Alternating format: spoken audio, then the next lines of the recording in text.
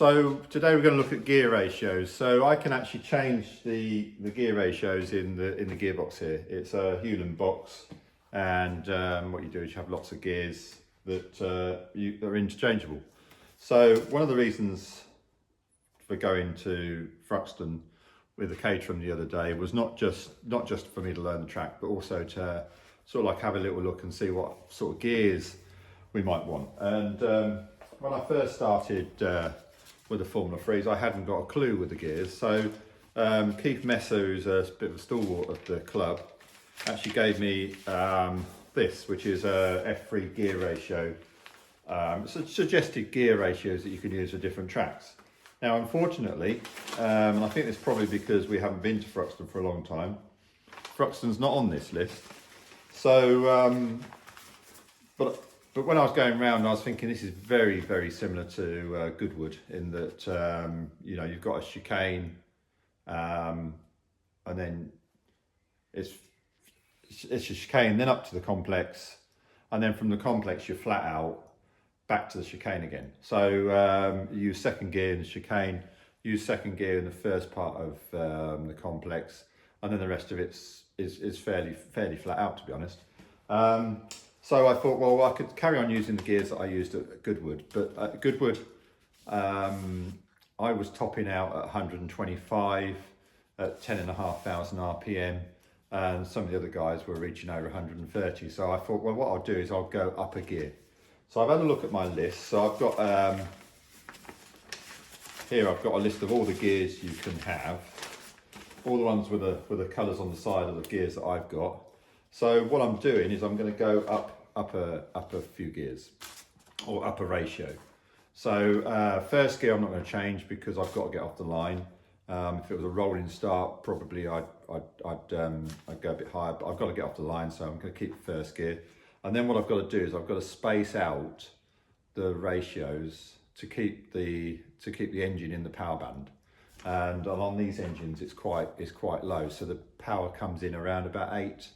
There's not much below 8,000 RPM. It's all over by about 9.5, and then the rest of it is, so you've got a really low power band. So what you've got to try and do is make sure that the RPM drop as you change gear is relatively quite small. So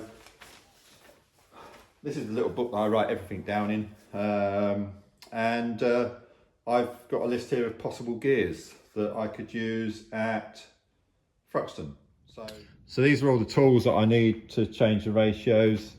Over here, these are the ratios I'm going to change. We've got second, third, and fourth gear here.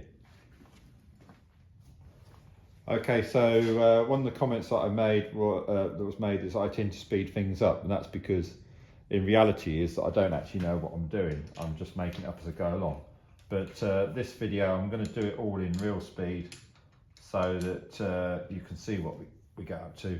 It shouldn't actually take that long, but if it does, it just means this video is going to be longer than the other ones. So what I'm doing now is I'm just disconnecting the gear linkage first of all, so that we can take the gear selector out, or the gear linkage arm out. So that's just a bolt. Next thing we need to do is take the rear cover off. We'll pop this tire down there because there will be a bit of oil come out. I've actually drained the oil. When you change the ratios, there's around about a litre comes out of the back. So when you come to top it up, put another litre in. Okay, so I am going to speed it up because all I'm doing is undoing nuts.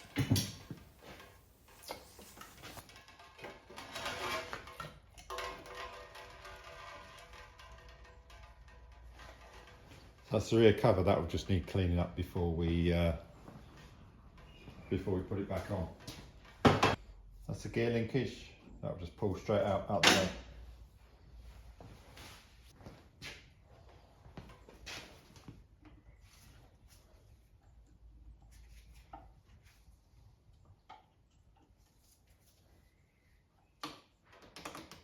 Cotter pins, I normally keep a stock of those, and put a new one in every time. So we need to slacken these two off, and for that we need an 1.25" AF socket.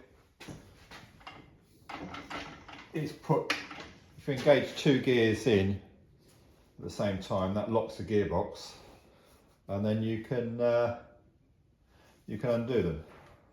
The top one is the left-hand thread, so I have to think about that.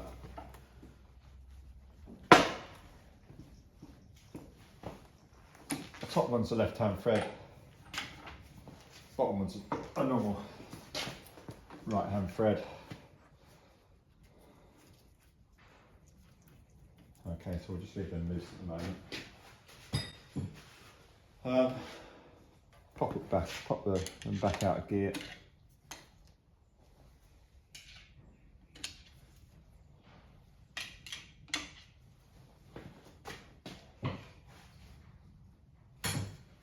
Like I said, I'm not an expert at this, so but this is just the way I do it. So then we've got to take that carrier off now. So it's just a matter of just removing all these bolts. I'm just going to do those two because that is the bracket that holds the exhaust on.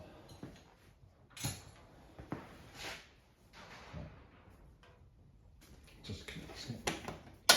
And then what I do is put that out of the way. And then we can get and do the rest of them.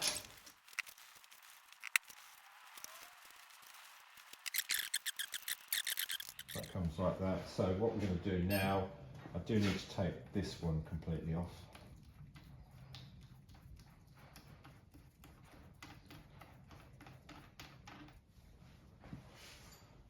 And what you do have to do is you have to undo this screw, so this screw here locates the 2 shafts, because the shaft is split around about here.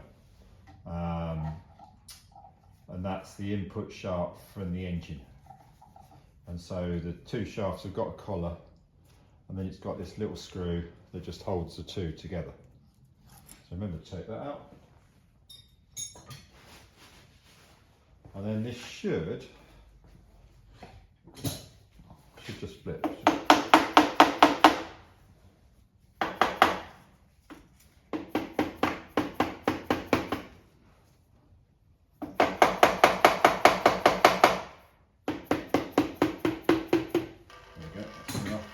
Bit more oil comes out, and at this stage you can then take the nut off.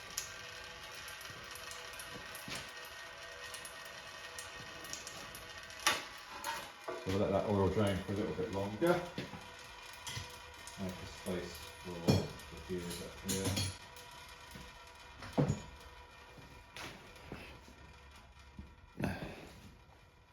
And what we're going to do is we're going to pull it off, but as we pull it off, the gears that are on this shaft, that shaft stays in there. So these gears are just going to sort of like try and fall off. So as we draw it out, and it gets so far, we put our hand here. So when they come off the shaft, we can catch them all up. And that's your gears. Okay, so what we're going to do is just take these apart now and try and keep them in order. And what I tend to do is take it apart like this.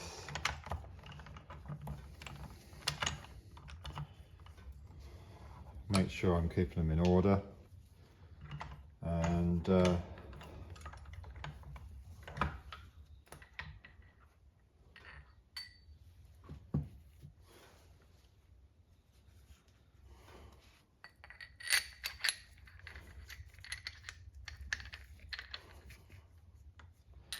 it's quite important to keep the spacers all in together.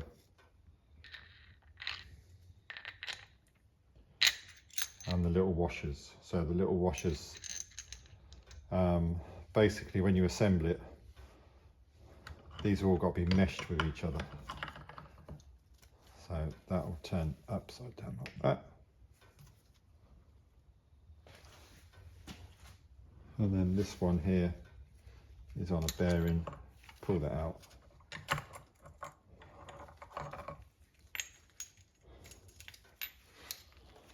like that.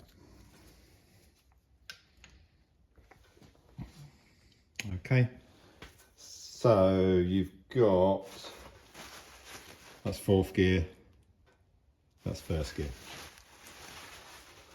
and that's the reverse gear there.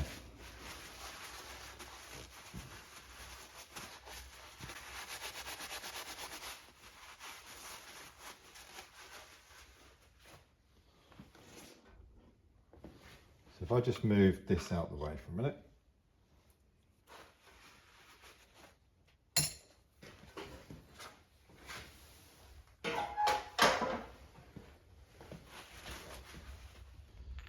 Right, so these are the gear ratios again, and basically I always, they're matched sets, so they need to stay together.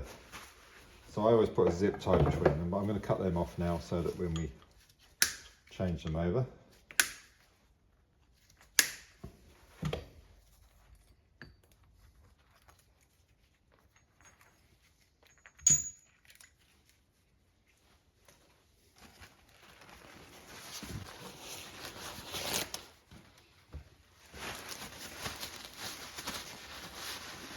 and so on this shaft, this is a, so that's the fixed first gear there, so that doesn't move.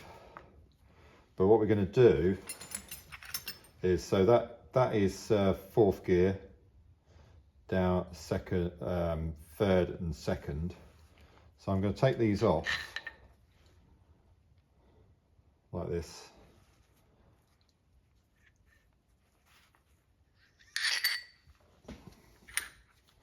So they're all in order.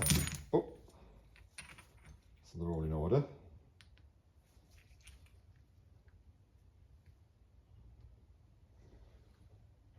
And then I'm going to assemble them back using the new gears.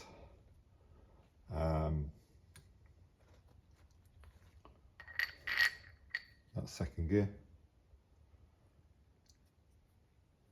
That's third gear, which is right next to second gear. Then you've got, oops, I'm doing it wrong now. Put the new gear on. And the spacer, and then the new fourth gear.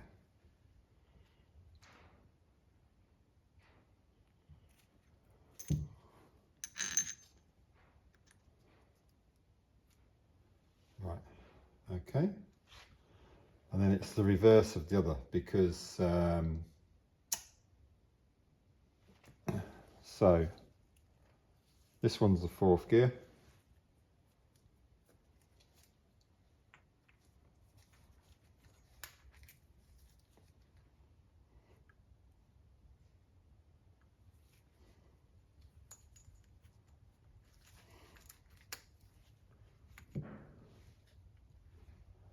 This is your dog, and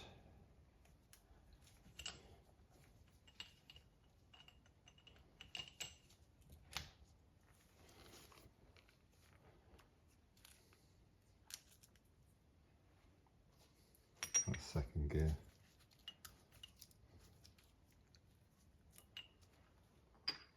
That's third gear. So you've got third gear's always on there, second gear's on that, like that. Okay.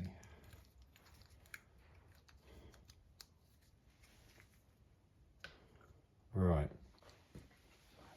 Now that should be the new gear ratios set up as they need to go in the box. So I'm just going to zip tie these up.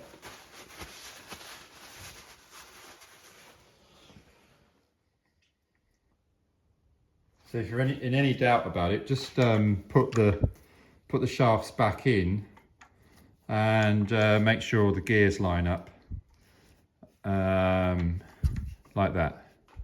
And incidentally, I'm not sure if you know how it all works, but basically these gears stay meshed, and when it's in neutral, the centre, the the output shaft to your diff just runs free.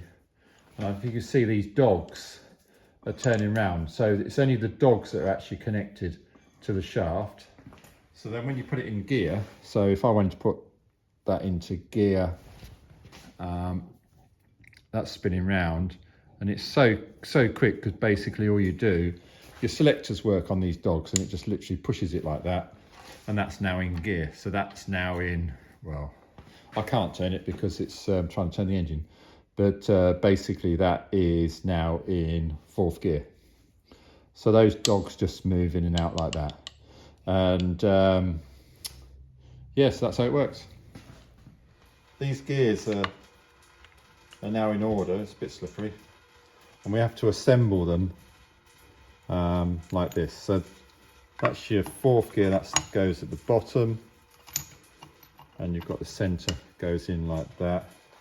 We can, at this stage, you need to put the shaft in, so that runs on the 4th gear. So I don't know if you can see that. So the next is this one, and it's actually got the dog engagement in there like that. So what we have to do is we have to sort of slide it in and make sure it goes into the selector. So these are the selectors here. Now you can actually get a stand to put these in. In actual fact, it looks like it probably a good idea if I got one. So that needs to go into that. In fact, let me have a go at this.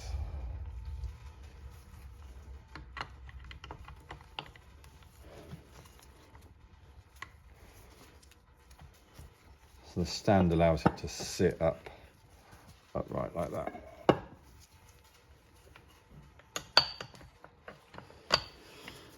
So that needs to slide into that selector. This is your next dog. So that's your that's your 1st and 2nd, I believe.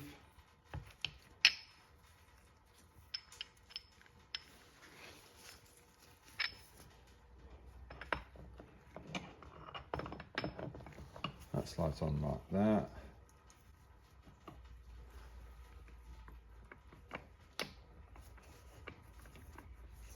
Oh, it's just because that. And then that's your reverse gear, and that's got to be into your selector like that. And if you haven't got those in the selectors, you won't be able to select gear. All right then. So the next job is a little bit tricky, because what you've got to do is you've got to put the silicone sealant round and slide it onto the gearbox. So I'll get the silicone sealant on. So this is the silicone sealant that I'm going to use. It's this one happens to be clear. It's normally black that I use, but this one just happens to be clear. So I'll get that and put that onto the flange. Okay, so now we've got to try and feed these on and not lose them. So where the dogs are, they've got to be slid onto the shaft, so they engage on the shaft, which is sometimes easier said than done. And you've got to make sure that the selectors stay in. So you can actually turn it on like that.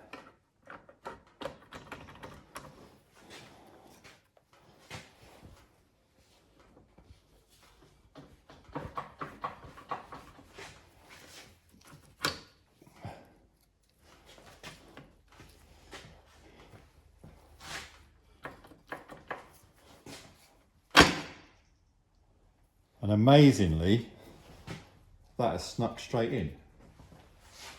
Doesn't always happen. I've just got to pull it off slightly to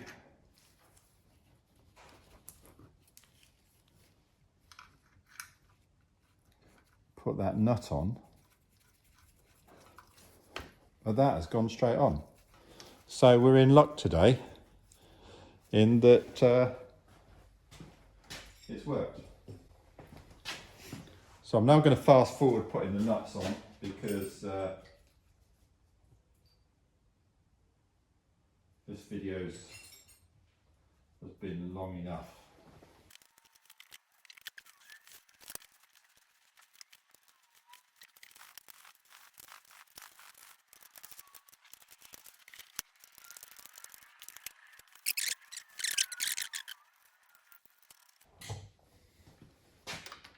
And this one is a left-hand thread, so do that up like that.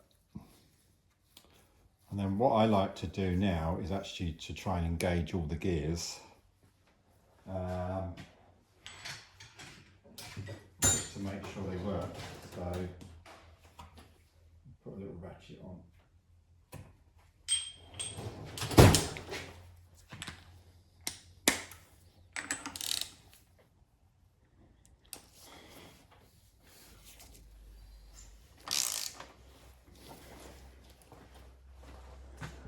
So what I like to do is put a ratchet on here and turn it, so I'm turning the engine now, and then engage each gear and see if it works. So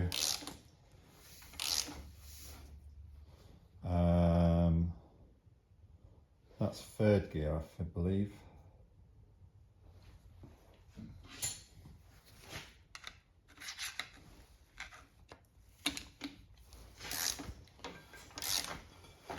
That's fourth gear. See, that one's engaged. So when it's in neutral, that doesn't work.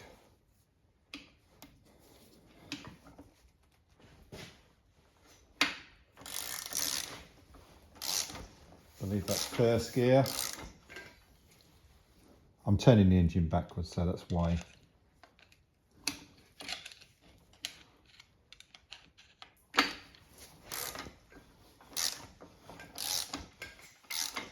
Second gear.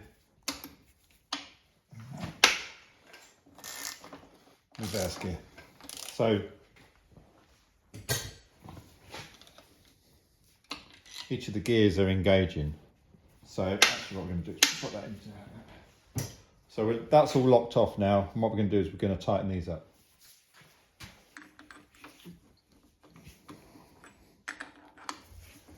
Basically, I tighten these up as tight as I can get them with this bar. And there's a castellated nut with a hole there. I'll just keep turning so I can put the split pin in, which is about there. Right, same with this one. Obviously this is a left-hand thread.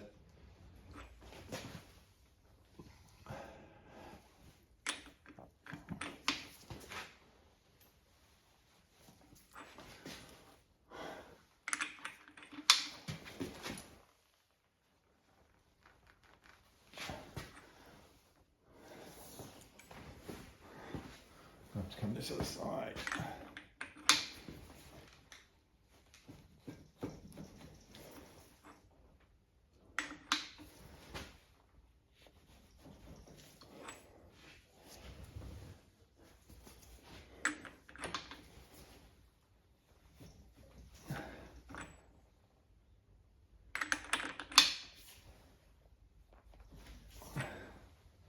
Right, so they're as tight as I can go and be able to get the split pin in.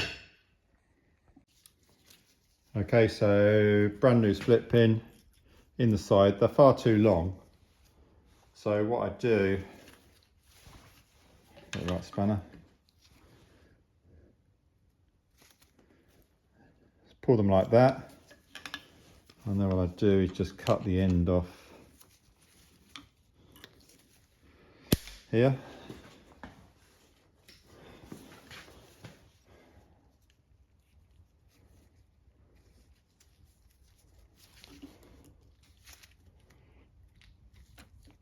Shorten it like that.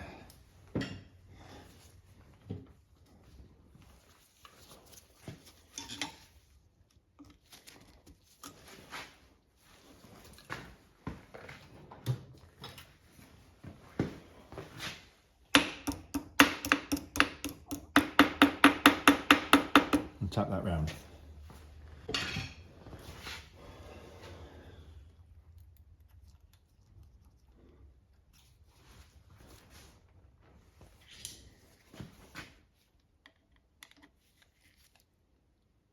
You have to line that screw. That screw has got a hole in as well for the split pin to go through. So like I said, that's not tight. All that's doing is just keeping the two shafts together. So put it in.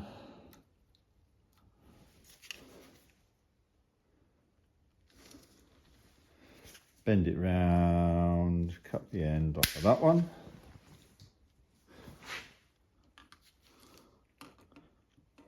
Cut that one off. Flush.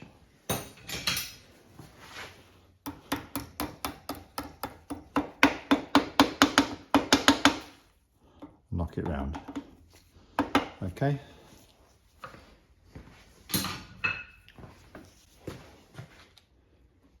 Take it out of gear.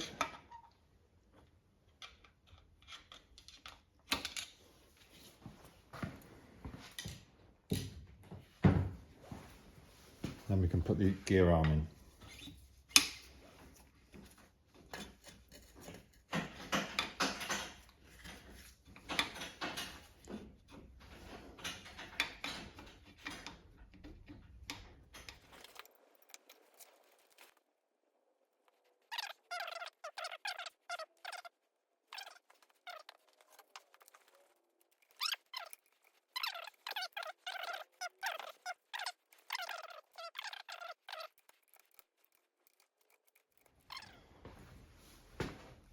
And this is the oil I use. I buy a lot of my oils from OP Oils, and they often have deals on, and this is what I've been using just recently. So it's a 75W90.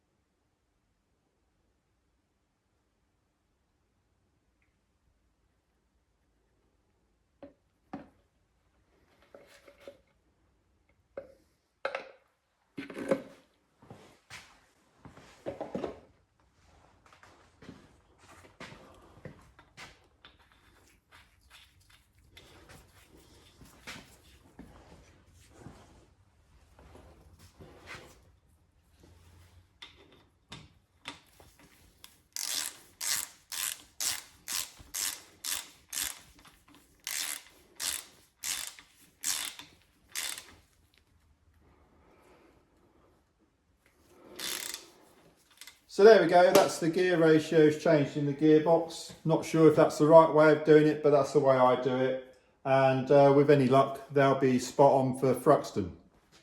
So I've got a couple more things to do. I want to spanner check the rear suspension and give it a good clean. I want to change the oil in the engine, and then I'll get it back on its wheels. And then what we'll do is we'll put a string around it and make sure all the wheels are pointing in the right direction, which is quite important after we did the steering rack and we moved the steering arms and what have you. So something might have changed, and so I want to make sure that's all okay. And then it's clean the car up, put the bodywork on, clean it up, get it all loaded up, and off we go to Thruxton. So that's actually a week away now, but I've got quite a busy week next week, so I want to crack on with it now.